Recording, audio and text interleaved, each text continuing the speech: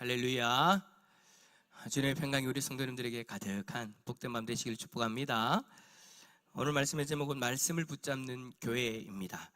우리는 지난 수요일에 다시 오시는 주님에 대해서 고민하고 또 주님을 바라보며 기다리고 있는 데살로니가 교회 성도들의 모습을 보면서 그들에게 주님이 다시 오실 때까지 깨어 있어야 된다라고 권면하는 그 바울의 편지의 내용을 우리가 살펴봤습니다.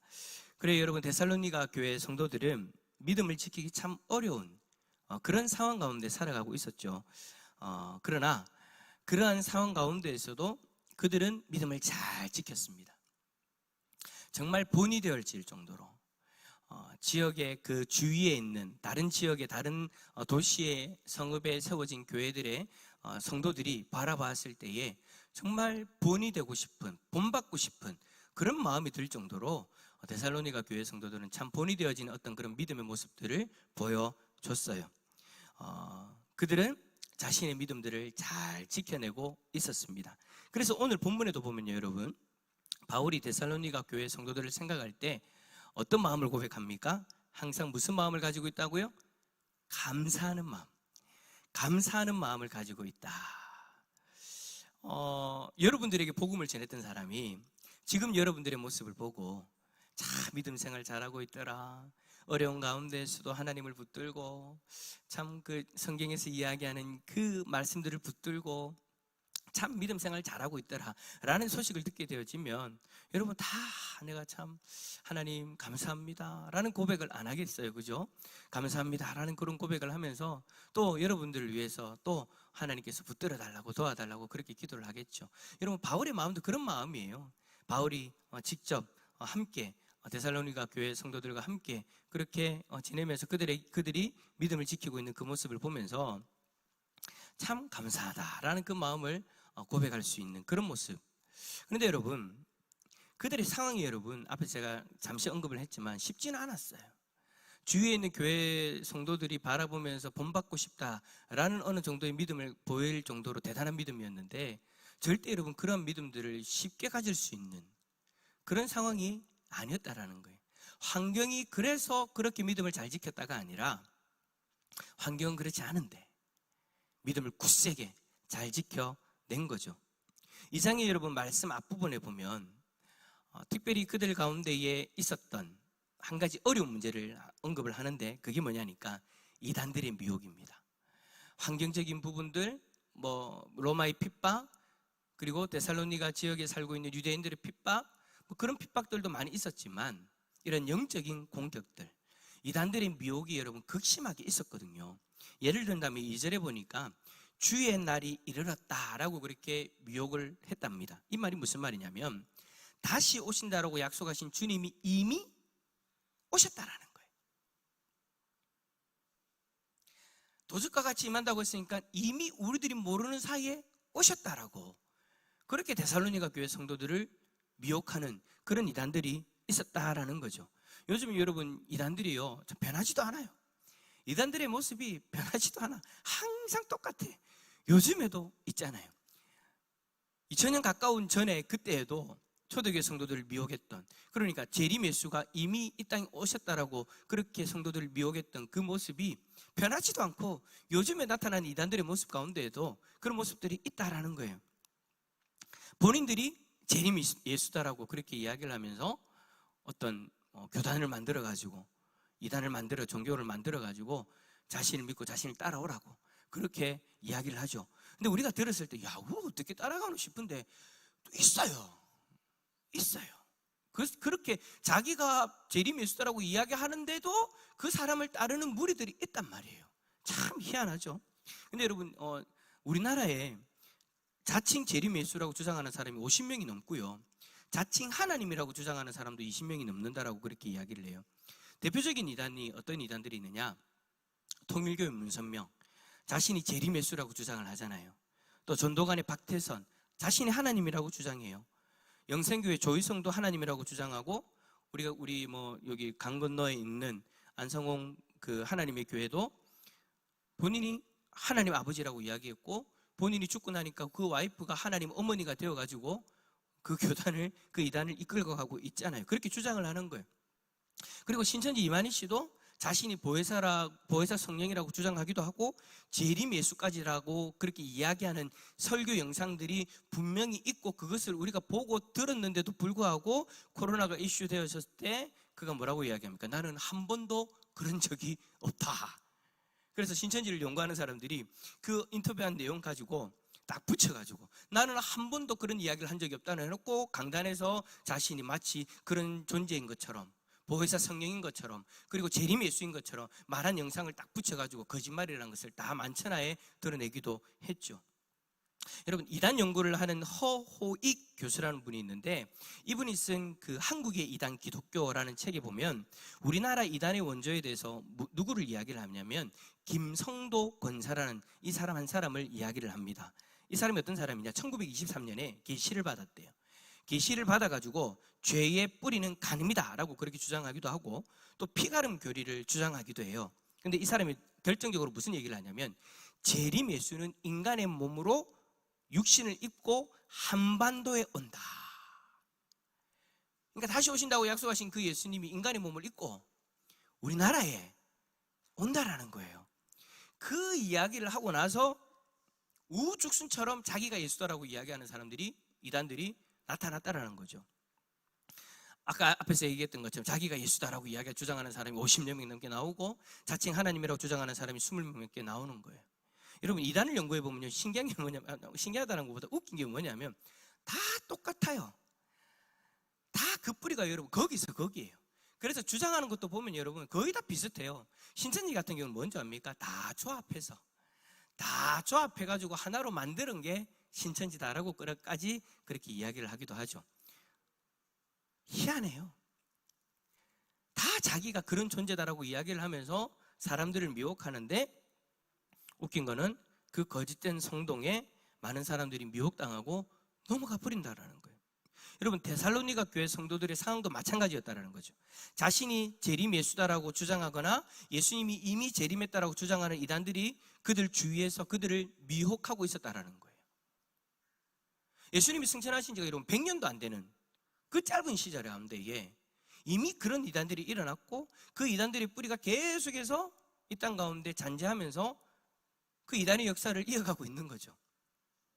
근데 여러분, 기대는 하지 마세요. 언젠가는 그 이단들이 없어지겠지? 아니요, 여러분. 절대 안 없어져요. 없어지면 여러분 그게 성경적이지 않은 거예요. 성경이 뭐라고 얘기됐냐면, 예수님이 이 땅에 다시 오시는 그날 때까지 거짓 교사들, 그리고 적 그리스도들, 미혹하는 자들이 여러분 더 많이 일어난다라고 되어져 있어요. 그러니까 우리는 여러분 이제 예수님이 승천하신 지 100년도 안 되는 그 시간 가운데에서도 그런 이단들이 일어났고, 계속해서 또 다른 이단들이 일어나고, 거짓 선지자들, 그리고 적 그리스도들 막 더 많이 일어나는 모습을 보면서 안타까워하면서 이 땅에 죄악을 하나님 용서해 주십시오. 여러분, 그런 마음으로 우리가 기도하는 건 좋은데, 여러분 애써서 그 이단들이 사라지게 해달라고는 기도하지 마세요. 왜냐하면 하나님 뜻은 그거 아니에요. 예수님이 이 땅에 오시는 그때는요, 이미 적 그리스도들이 많이 일어나서 성도들을 미혹하고 공격한다라고 성경이 이미 말씀하신 거예요. 일어난 그 현상으로 말씀하신 거니까, 그 현상들을 보면서 우리는 여러분 뭘 깨달아야 될까요? 아, 주께서 오실 때가 더 가까워졌구나. 성경에서 이야기하신 그 현상이 이렇게 나타나는 걸 보니까, 아, 주님이 오실 날이 더 가까워져 가는구나 라는 것을 깨닫고 성경의 가르침대로 우리가 깨어 우리의 믿음을 더 지켜야 되는 거죠. 어쨌든 데살로니가 교회 성도들도 우리하고 똑같은 그런 상황에 있었다라는 거예요. 그러면서 지금까지 숱한 역경과 고난 속에서도 믿음을 잘 지켜왔는데, 그 이단들의 그 미혹 앞에서 흔들리고 있는 그들의 모습이 보이기 시작한 거죠. 마치 한국교회가 신천지의 공격에 잠시 흔들렸고 지금도 그런 일들이 일어나는 것처럼 데살로니가 교회 성도들도 그런 일이 일어났다라는 거예요.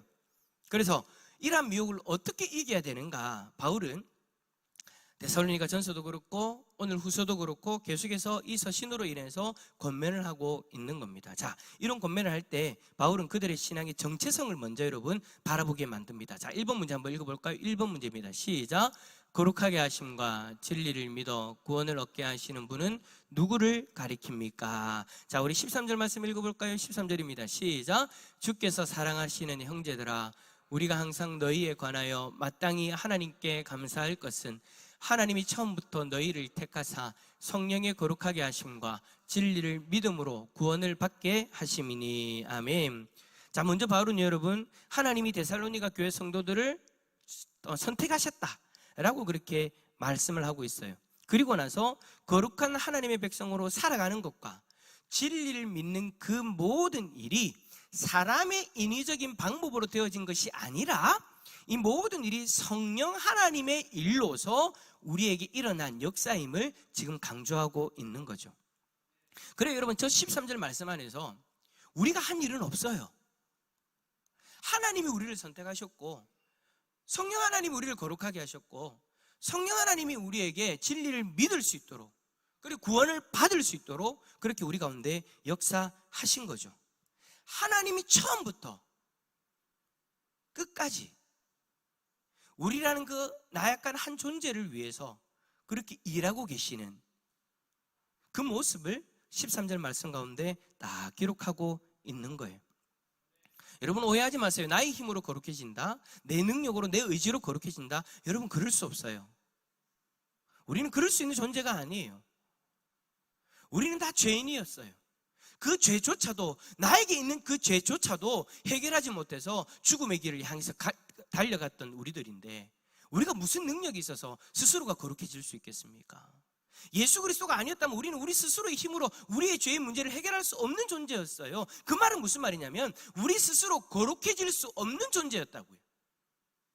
그런 우리를 위해서 예수 그리스도가 십자가에서 우리의 죄를 사해 주시는 자신의 보혈을, 자신의 생명을 내어 주셨지 않습니까? 그 은혜로 말미암아 여러분, 우리는 의롭다 칭함받는 그런 존재가 되어졌고, 그 그리스도의 의로 말미암아 우리는 천국을 바라보면서 살아갈 수 있게 되어졌어요. 그 그리스도의 의로 말미암아 구원받은 하나님의 백성으로서 이제 그 정체성에 합당한 삶을 살아가야 되는데, 그게 바로 거룩한 삶이죠.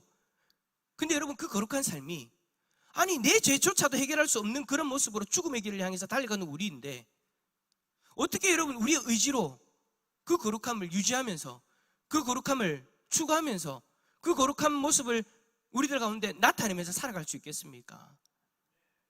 성령 하나님이 우리 가운데 오셔서 우리 가운데 역사하지 않으셨다면, 우리를 도우지 않으신다면, 우리는 여러분 이 거룩함과 어울리지 않는 그런 모습으로 살아가고 있을 거예요. 우리 가운데 계시는 성령 하나님, 그 성령 하나님 때문에 오늘도 여러분 우리는 이 자리로 나온 거고요. 이 자리에서 우리가 하나님을 찬송할 수 있었던 거고요. 이 자리에서 우리가 말씀을 받으면서 말씀을 통해 역사하시는 그 하나님을 또 우리는 경험하게 되는 것이죠.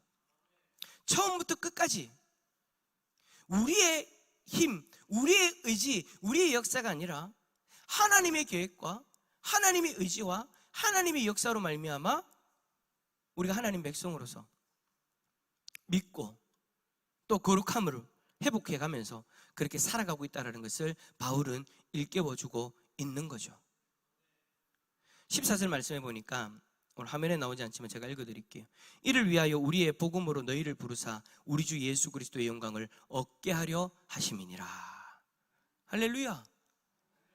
내 능력으로 하나님의 영광을 얻은 것이 아니라 우리에게 전해진 그 복음, 그 복음의 말씀으로 말미암아 이미 우리를 계획하시고 우리를 선택하시고 우리 가운데 역사하셨던 그 하나님의 역사가 이 복음으로 말미암아 우리들에게 임했고, 이 복음으로 말미암아 우리들 가운데 능력이 행해졌으니 이제는요, 우리는 예수 그리스도의 영광을 얻을 수 있는 이 자리에 서게 되어진 거예요. 예수 그리스도의 그 복음, 그 복음으로 말미암아 우리를 부르신 하나님의 부르심을 경험하게 되었고, 그 복음으로 말미암아 우리는 성령의 역사를 경험하며 살아가는 것입니다. 바울은요, 이 복음을 뭐라고 이야기를 하냐면 사도들의 가르침이다 라고 그렇게 표현을 하고 있어요. 사도들의 가르침. 사도들이 여러분 데살로니가 교회 성도들에게 무엇을 가르쳤습니까? 무엇을 전했습니까? 그리스도의 복음. 그것 말고는 전하지 않았어요.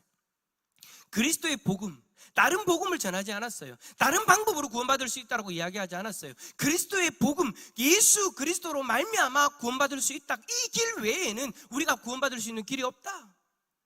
그리고 그 예수 그리스도가 다시 이 땅에 오실 것이다. 그 예수 그리스도를 바라보며 살아가야 된다. 근데 이단은 어떻게 해요? 다른 복음을 이야기하면서 마치 재림하는 그 예수가 이미 이 땅에 오셔서 다른 누군가로서 존재하고 있다라고 예수 그리스도의 복음이 아니라 다른 복음을 이야기하면서 그들을 미혹하고 있으니 바울은 뭐예요? 데살로니가 교회 성도들에게 정신 차리고 너의 정체성들을 깨닫고 다른 복음으로부터 자신을 지켜내라. 우리들이 너희들에게 전해줬던 예수 그리스도의 그 복음만을 붙들고 너의 믿음을 지켜라 라고 그렇게 이야기하고 있는 거죠.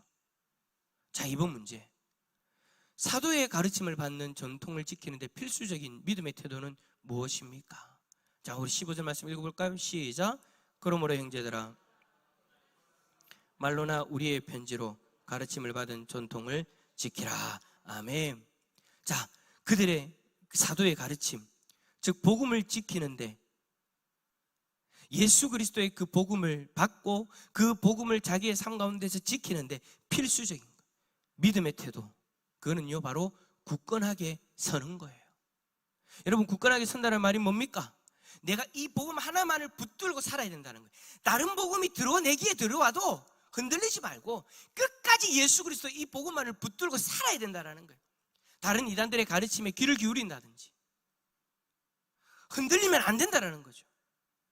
제가 여러분 사역하면서 어떤 분들을 만나봤냐면 이단들이 옆에 와가지고 뭐라고 구릉구릉 하면요 매번 흔들리는 사람들이 있더라고요. 희한해요. 매번 흔들려요. 성경의 내용이 아닌 것을 가지고 와가지고 미혹을 하는데 매번 흔들려요. 근데 더 황당한 건 뭔지 압니까?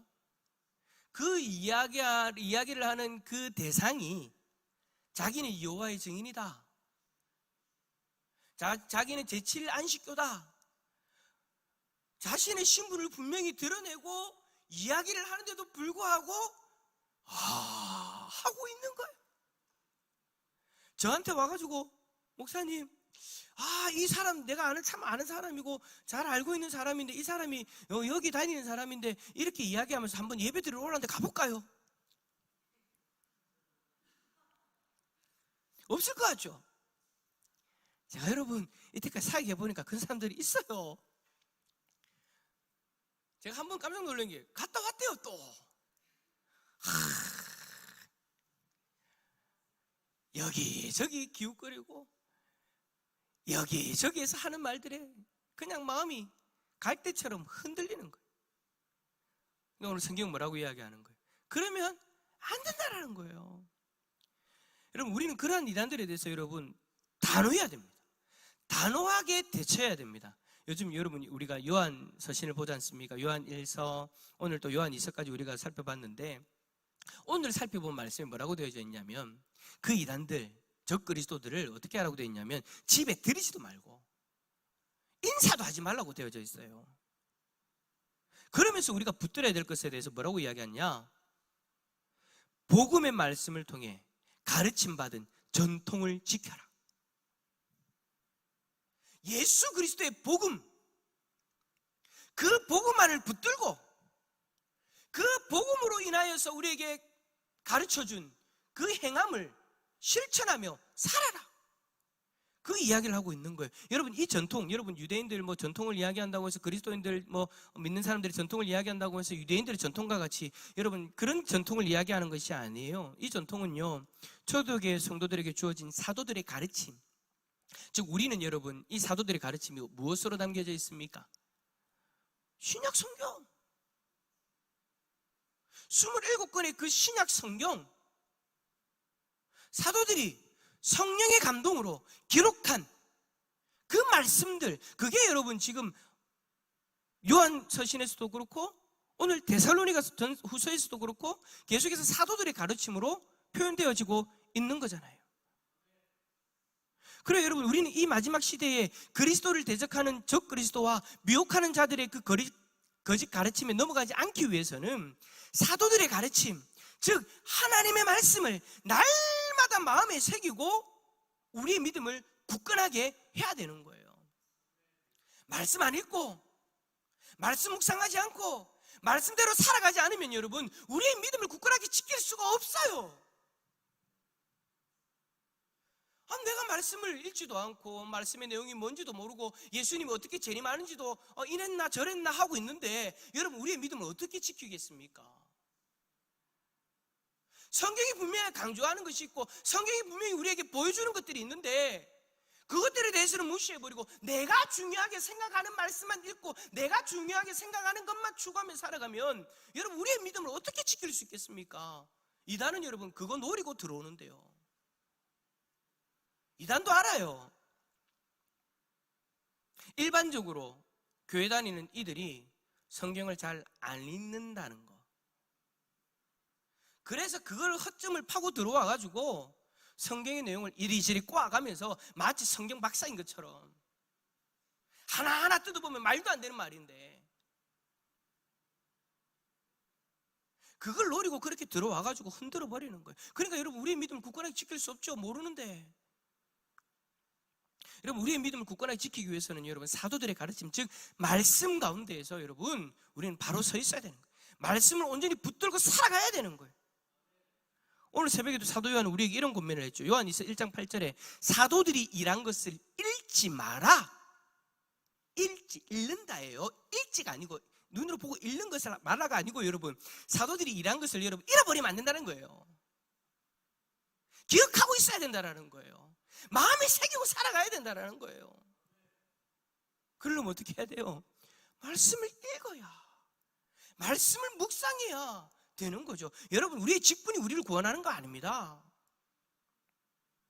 우리의 직분이 우리의 믿음을 지켜주는 것도 아니고요, 내가 신앙연수가 몇 년이냐 그것이 우리의 믿음을 지켜주는 것도 아니고요, 오늘 말씀처럼 사도들의 가르침, 즉 하나님의 말씀, 우리에게 주어진 이 신약 성경, 그리스도의 복음이 선명하게 살아있는 이 말씀이 우리의 믿음을 지켜주는 거예요.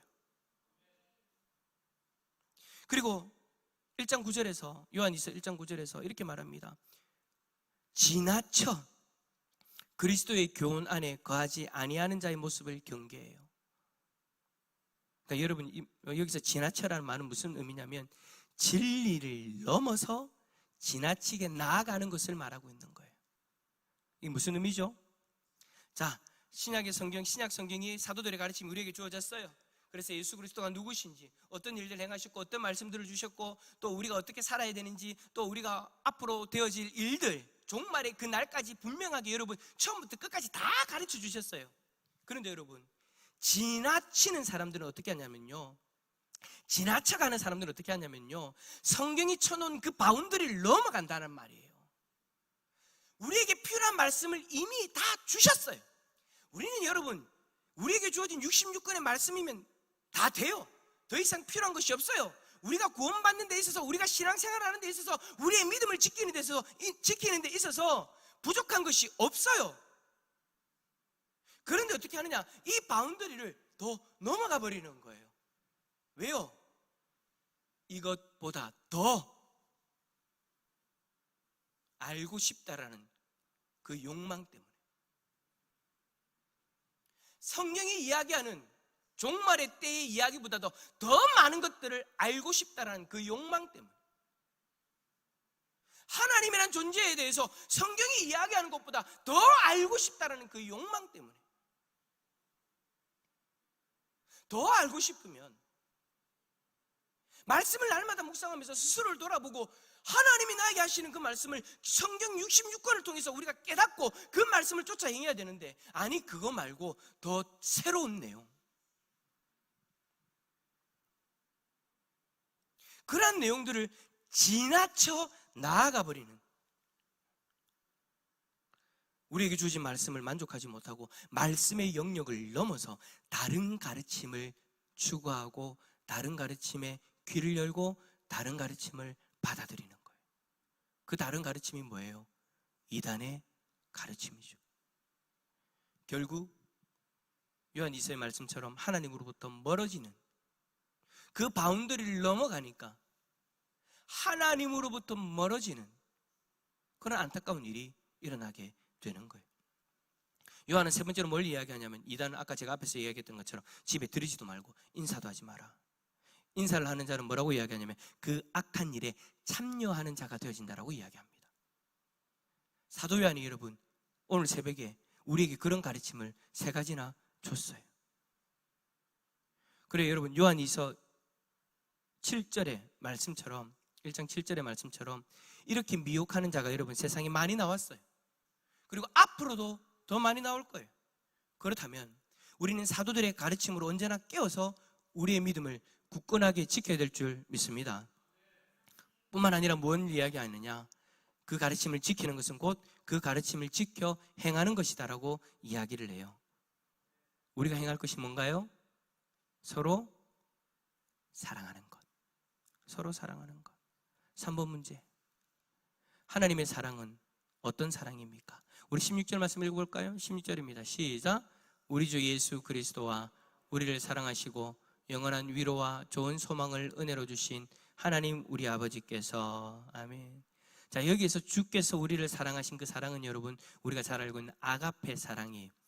거래적인 사랑, 어떤 뭔가를 내가 얻기 위해서 행하는 그런 사랑 말고, 이성적인 사랑, 그런 사랑도 말고, 혈통적인 사랑, 그런 사랑도 말고, 희생적인 그 사랑, 자기의 생명을 내어주시는, 자신의 독생자를 내어주시는 그 사랑, 그 희생적인 사랑을 우리가 받았다면 성경은 뭐라고 이야기합니까? 우리가 그 희생적인 사랑으로 서로 사랑해야 된다.